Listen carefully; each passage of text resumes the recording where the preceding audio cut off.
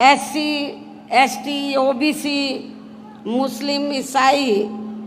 व अन्य धार्मिक अल्पसंख्यक समाज के लोगों के हितों में कुछ ज़रूरी बातें रखूं, लेकिन उससे पहले यहाँ मैं देश में समय समय पर जन्मे अपने उन सभी महान संतों, गुरुओं व महापुरुषों में भी खासकर महात्मा ज्योतिबा फूले, छत्रपति शाहू जी महाराज, नारायणा गुरु, पेरियार जी, बाबा साहब डॉक्टर भीमराव अंबेडकर एवं मान्यवर श्री कांशीराम जी आदि को भी पूरे तहे दिल से नमन करती हूँ, नतमस्तक करती हूँ, जिन्होंने अनेकों कष्ट झेलकर यहाँ खासकर SC, ST व अन्य उपेक्षित वर्गों के लोगों को अपने पैरों पर खड़ा करने के लिए हर संभव पूरा प्रयास किया है और जिनसे प्रेरित होकर व जिनके बताए हुए रास्तों पर चलकर ही मैंने खुद भी अपनी पूरी जिंदगी समर्पित की है। और अब मैं खासकर SC, ST व OBC वर्गों के लोगों को ये कहना चाहूँगी कि बाबा साहब डॉक्टर भीमराव अंबेडकर ने अपने अथक प्रयासों से इन वर्गों को भारतीय संविधान में आरक्षण संबंधी व अनेकों और कानूनी अधिकार तो जरूर दिला दिए हैं, लेकिन उनका इन सभी वर्गों के लोगों को अभी तक भी पूरा लाभ नहीं मिल पा रहा है, जिससे दुखी होकर ही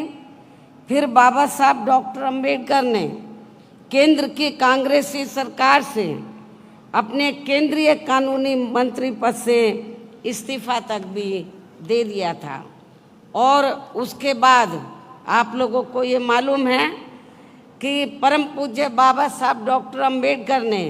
भारतीय संविधान में आरक्षण व अन्य और जरूरी कानूनी अधिकार आप लोगों को दिए, SC, ST, OBC वर्गों के लोगों को दिए और ख़ास तौर से OBC वर्गों के लोगों के लिए भारतीय संविधान में आर्टिकल 340 की व्यवस्था करके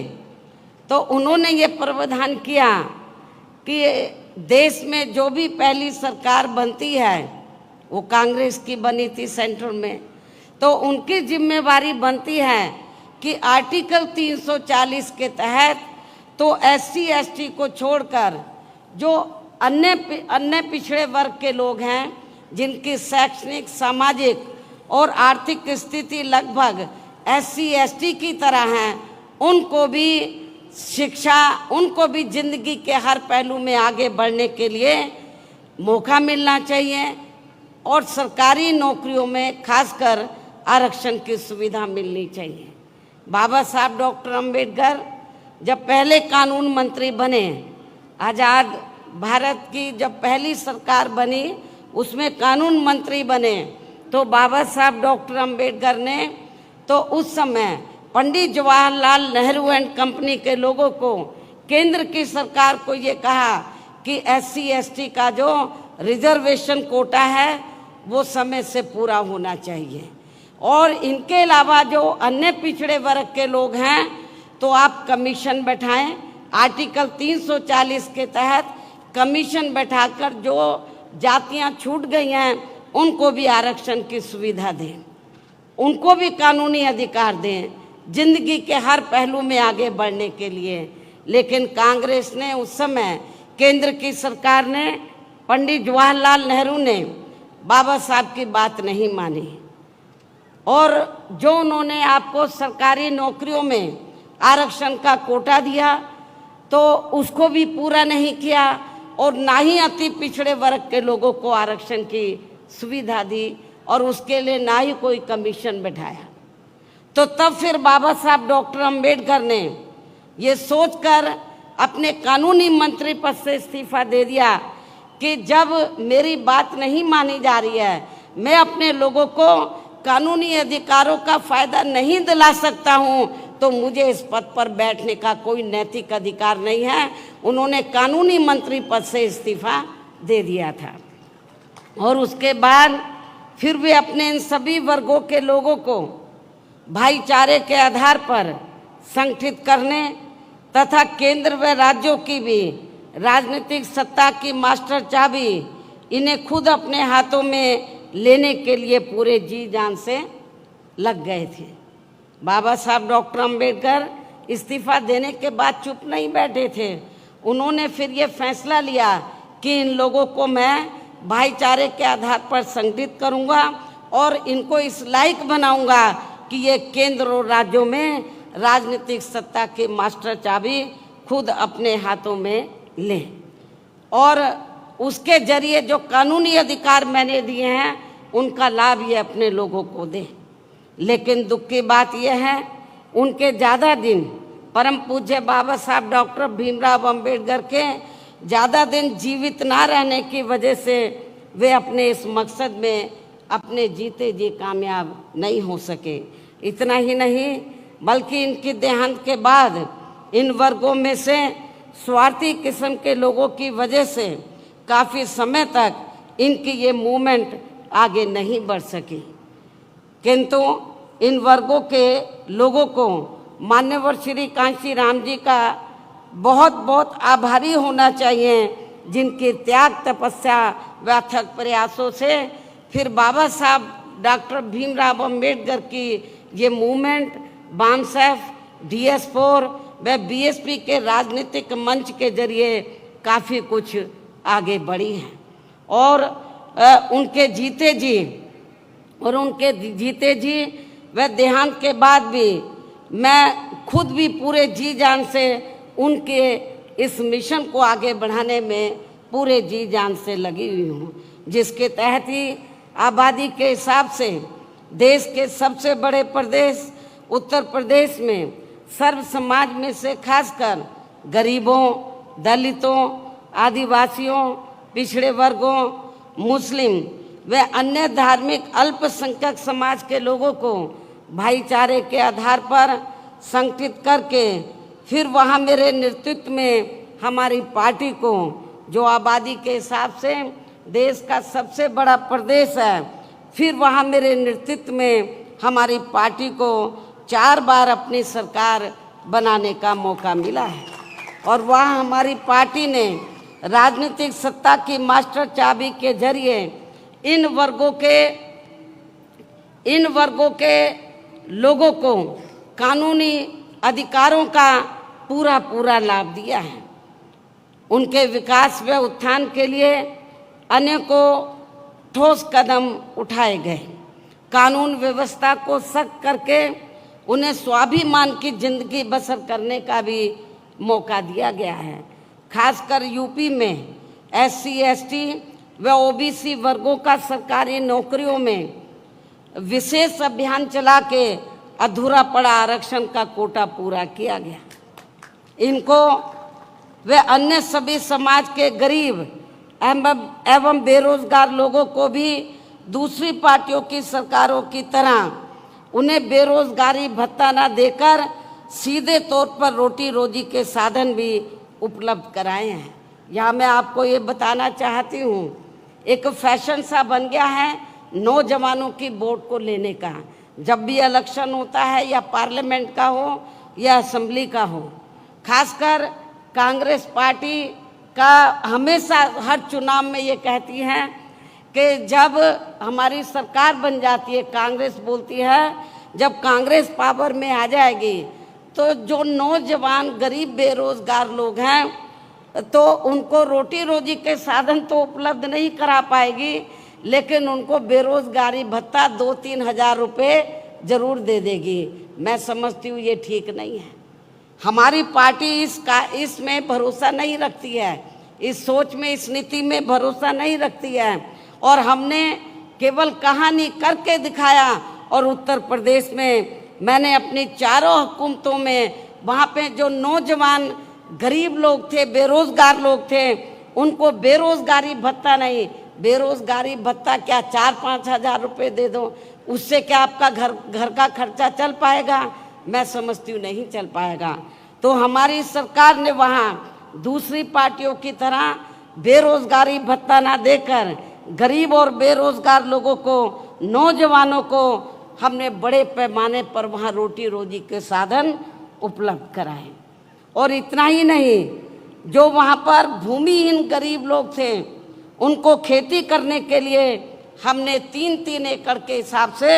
सरकारी फ्री जमीन भी दी।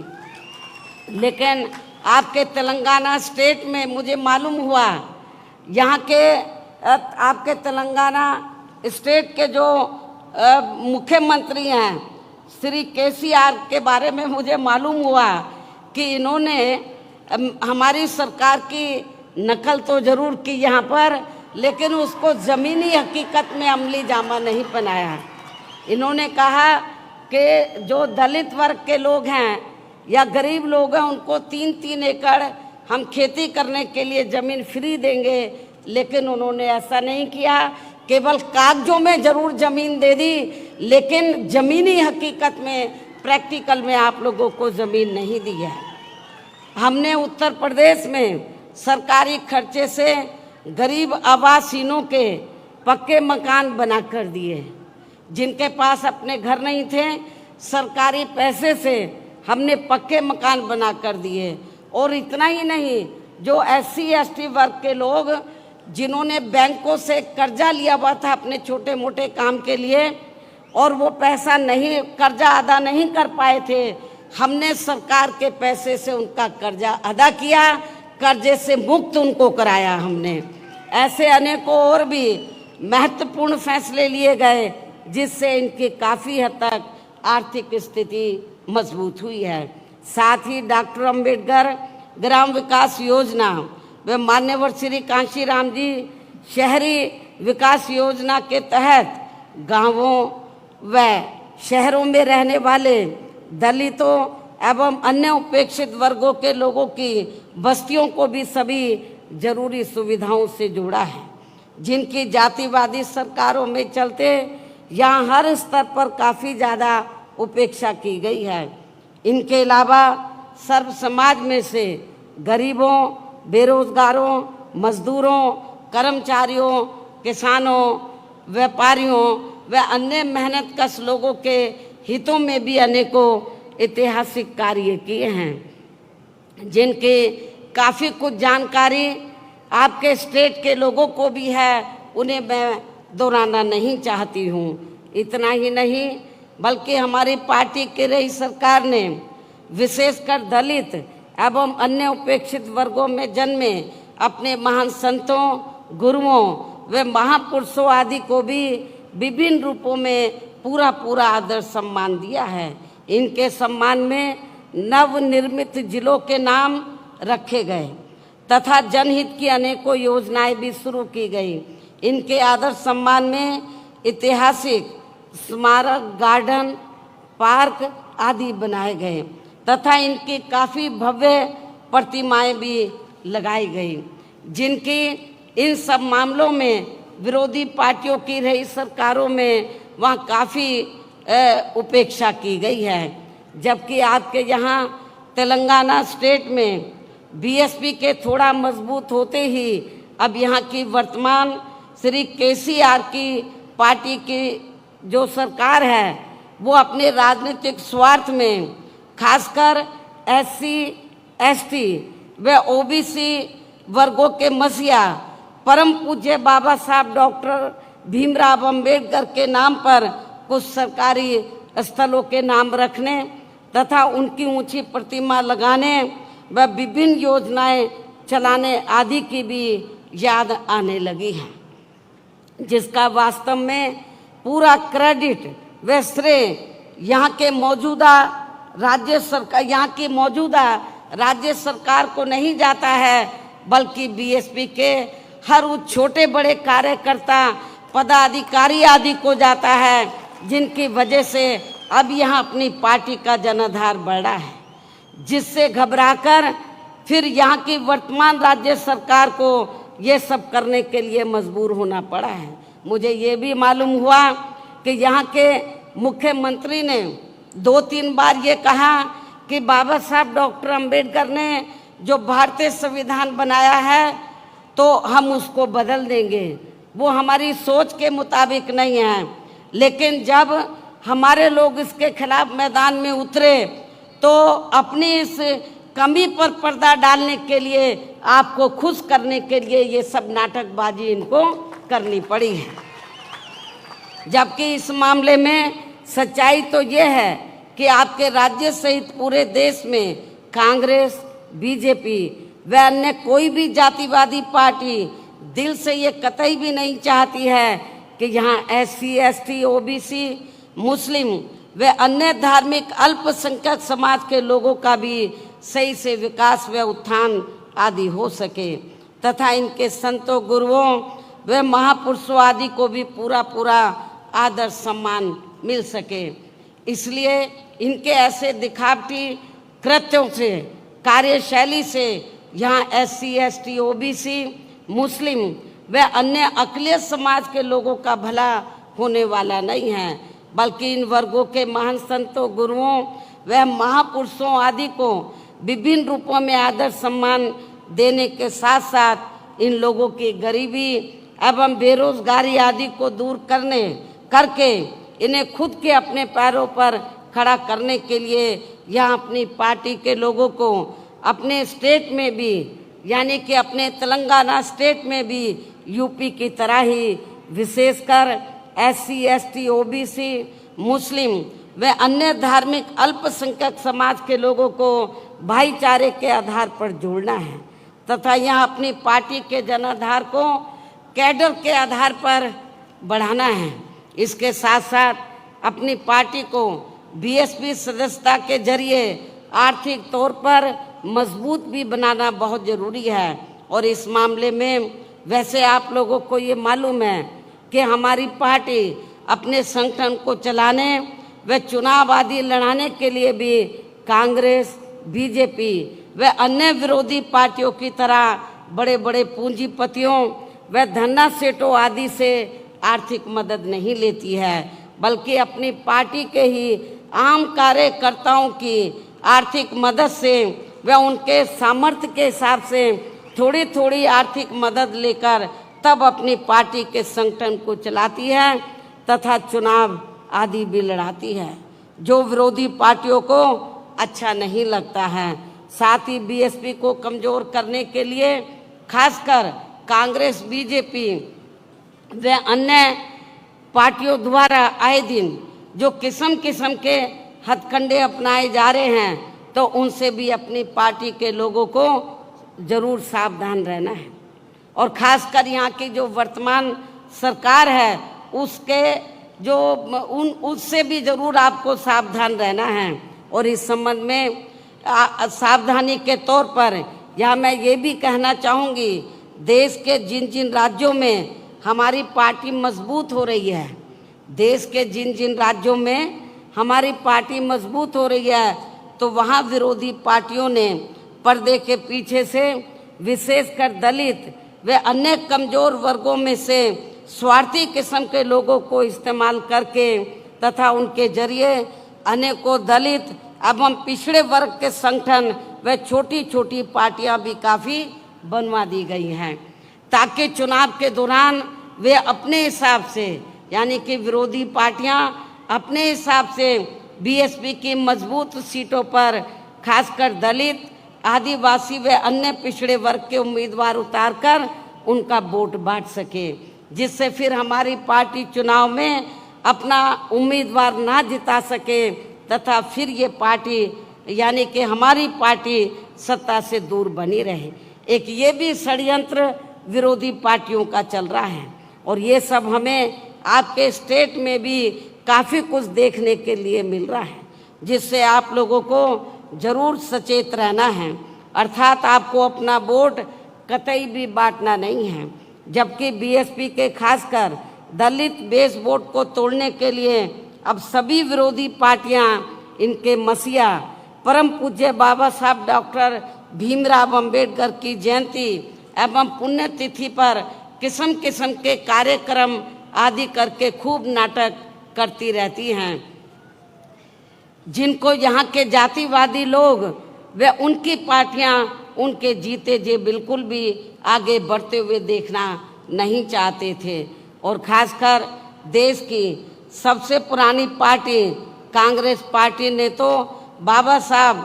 डॉक्टर भीमराव अंबेडकर जी को, जिन्होंने देश का संविधान बनाया है, उनको भारत रत्न की उपाधि तक से भी सम्मानित नहीं किया था। आज़ादी के बाद कांग्रेस पार्टी लंबे अरसे तक सेंटर की सत्ता में रही। हमारे लोगों ने आंदोलन किया, मांग की कि बाबा साहब डॉक्टर अंबेडकर को भारत रत्न की उपाधि से सम्मानित किया जाए, लेकिन कांग्रेस ने आप लोगों की इस डिमांड को नहीं माना। और कांग्रेस ने सत्ता में रहते हुए वह अपनी सत्ता में, यानी कि कांग्रेस जब सेंटर में थी तो सत्ता में रहते हुए बाबा साहब को भारत रत्न की उपाधि से सम्मानित नहीं किया था। इतना ही नहीं, बल्कि केंद्र में रही इसी कांग्रेस पार्टी की सरकार में ही पिछड़े वर्ग की आरक्षण से संबंधित मंडल कमीशन की रिपोर्ट आ गई थी, जिसे भी इनकी सरकार ने लागू नहीं किया था। तब फिर बीएसपी ने अपने अथक प्रयासों से केंद्र में रही श्री बीपी सिंह की सरकार से उनसे इसे ये कह के लागू करवाया था उस समय जब श्री बीपी सिंह की सरकार सेंटर में बनी, उनके नेतृत्व में, तो हमारी पार्टी के पहली बार कुछ मेंबर पार्लियामेंट जीत कर आए थे। खाता खुला था पार्लियामेंट में और मैं भी मेंबर पार्लियामेंट बनी थी, लोकसभा में मैं चुनकर आई थी। तो उस समय श्री बीपी सिंह ये चाहते थे कि मान्यवर श्री कांशीराम जी को उन्होंने कहा कि हम ये चाहते हैं कि आपकी पार्टी सरकार में शामिल हो और हम मायावती को जो आप चाहे हम बड़ी मिनिस्ट्री देने के लिए तैयार हैं। लेकिन हमने, मान्यवर श्री कांशीराम जी ने श्री बीपी सिंह को ये कहा कि हमें आपके मंत्रालय कोई भी नहीं चाहिए, हमें केवल 2 काम चाहिए आपसे। एक तो बाबा साहब डॉक्टर अंबेडकर को भारत रत्न की उपाधि से आप सम्मानित कर दो, और दूसरा जो मंडल कमीशन की रिपोर्ट जो कांग्रेस ने ठंडे बस्ते में डाली है उसको लागू कर दो, हमें आपका मंत्रालय नहीं चाहिए। श्री बीपी सिंह जी ने हमारी इस 2 बातों को माना, शर्तों को, और तभी फिर उनकी ही सरकार में बाबा साहब डॉक्टर भीमराव अंबेडकर को भी भारत रत्न की उपाधि से सम्मानित किया गया था। इसके साथ साथ कांग्रेस पार्टी ने इनको लोकसभा, आप लोगों को ये मालूम है कि कांग्रेस ने तो बाबा साहब डॉक्टर भीमराव अंबेडकर को उनके खिलाफ और सभी हिंदूवादी ताकतों को इकट्ठा करके कांग्रेस पार्टी ने बाबा साहब को लोकसभा में जीतकर सीधा नहीं जाने दिया था। इतना ही नहीं, बल्कि बाबा साहब के देहांत के बाद इनकी मूवमेंट को आगे बढ़ाने के लिए अपनी पूरी जिंदगी समर्पित करने वाले बीएसपी के जन्मदाता एवं संस्थापक मान्यवर श्री कांशीराम जी के देहांत होने पर उस समय केंद्र में रही कांग्रेस पार्टी की सरकार ने उनके सम्मान में एक दिन के लिए भी राष्ट्रीय शोक घोषित नहीं किया था, राष्ट्रीय झंडे नहीं झुकाए थे। हालांकि इन सब मामलों में बीजेपी व अन्य विरोधी पार्टियां भी कोई कम नहीं रही हैं, जो अब सरकारी कार्यों को भी अधिकांश प्राइवेट सेक्टर को ही देकर इनके आरक्षण को ही धीरे धीरे खत्म करने में लगी हैं, क्योंकि प्राइवेट सेक्टर में अभी तक भी इनके लिए अलग से कोई आरक्षण की व्यवस्था नहीं की गई है। खासकर एससी व एसटी के कर्मचारियों को अब पदोन्नति में आरक्षण का भी पूरा लाभ नहीं मिल पा रहा है। इसके साथ ही अपने अपने राजनीतिक स्वार्थ में इन वर्गों के लिए केंद्रीय व राज्य स्तर पर घोषणाएं तो खूब की जा रही हैं, लेकिन ज़मीनी हकीकत में उनका बहुत कम लाभ ही इन्हें मिल पा रहा है। कहने का तात्पर्य ये है कि पूरे देश में अब इन वर्गों के लोगों को ऐसी सभी विरोधी पार्टियों के कतई भी बहकावे में नहीं आना है। और आप लोगों को यहाँ की जो वर्तमान राज्य सरकार है, तो वो तो आप लोगों को गुमराह करने के लिए तो नंबर 1 पर है, किस्म किस्म के नाटक करने में माहिर है। लेकिन आप लोगों को इनके बहकावे में बिल्कुल भी नहीं आना है और इन्हें अपनी केवल, आप लोगों को केवल अपनी एकमात्र हितैषी पार्टी बीएसपी को ही मजबूत बनाकर उसे कामयाब बनाना है। जो कहने में बहुत कम व कार्य करके दिखाने में ही ज़्यादा विश्वास रखती है, अर्थात बीएसपी की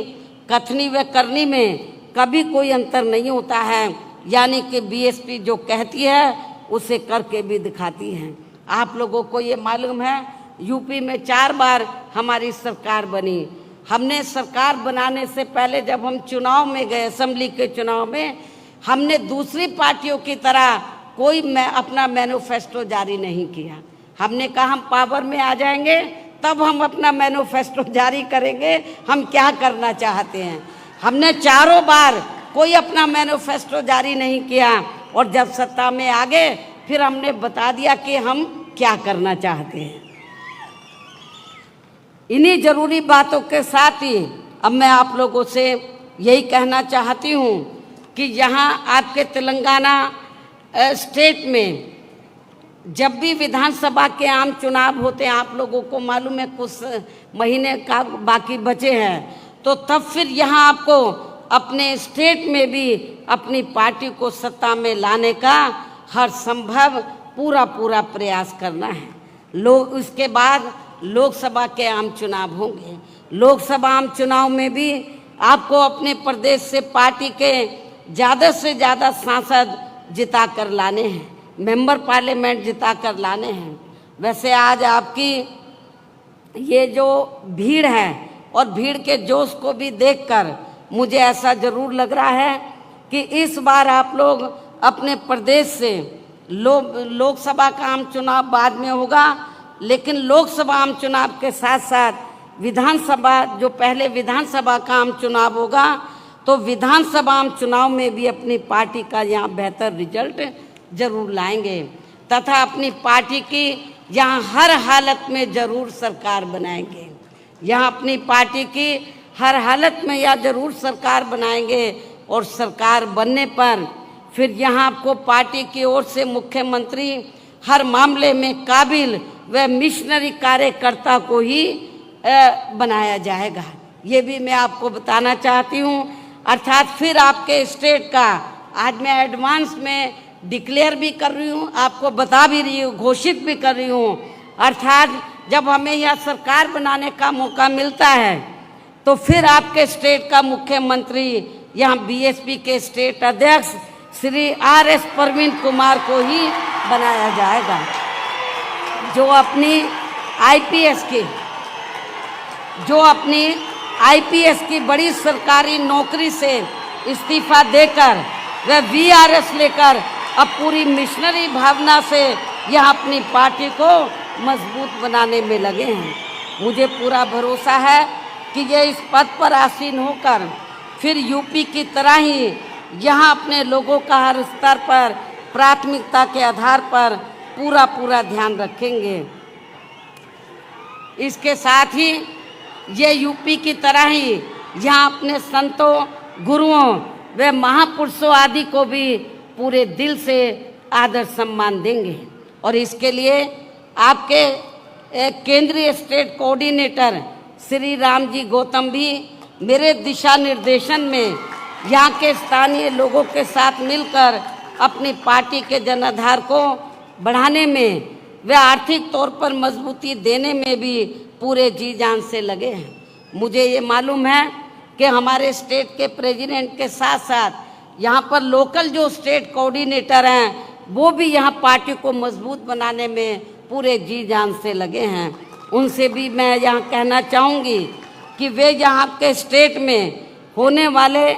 विधानसभा आम चुनाव, पहले विधानसभा का आम चुनाव होगा कुछ ही महीने में, यहाँ आपके स्टेट में होने वाले विधानसभा आम चुनाव व इसके बाद लोकसभा आम चुनाव में भी अपनी पार्टी का बेहतर रिजल्ट लाने में अपना पूरा योगदान देंगे। तन मन धन से पार्टी को मजबूत बनाएंगे। ये मेरी यहाँ के जो पार्टी के जो वरिष्ठ लोग हैं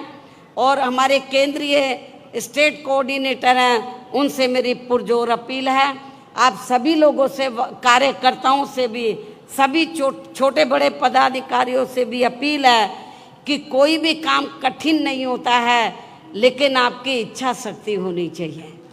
आप ये तहिया कर लें कि हमें यहाँ की वर्तमान स्टेट गवर्नमेंट को हमें सत्ता से बाहर करना है। जो ये सपना देख रहे हैं कि हम बाबा साहब का संविधान बदल देंगे, आप लोगों को संविधान, आप लोगों को इस लायक उनको नहीं छोड़ना कि वो संविधान बदलने के लायक हो। उनको सत्ता से बाहर करके आप लोगों को सत्ता पर काबिज होना होगा। आपको मेहनत करनी होगी। यूपी में भी वहाँ के लोगों ने बहुत मेहनत की। आप लोगों को ये मैं बताना चाहती हूँ कि आप लोगों को लगता होगा कि यूपी में बीएसपी अब थोड़ा कमज़ोर क्यों हो रही है। बीएसपी कमज़ोर नहीं हो रही है। वहाँ पर जब तक उत्तर प्रदेश में बैलेट पेपर से चुनाव होता रहा, हमारी पार्टी का जनाधार आगे बढ़ा है, बराबर बढ़ा है। और जब से चुनाव ईवीएम से हो रहा है तो समझ में नहीं आ रहा हमारा वोट कहाँ चला गया है। तो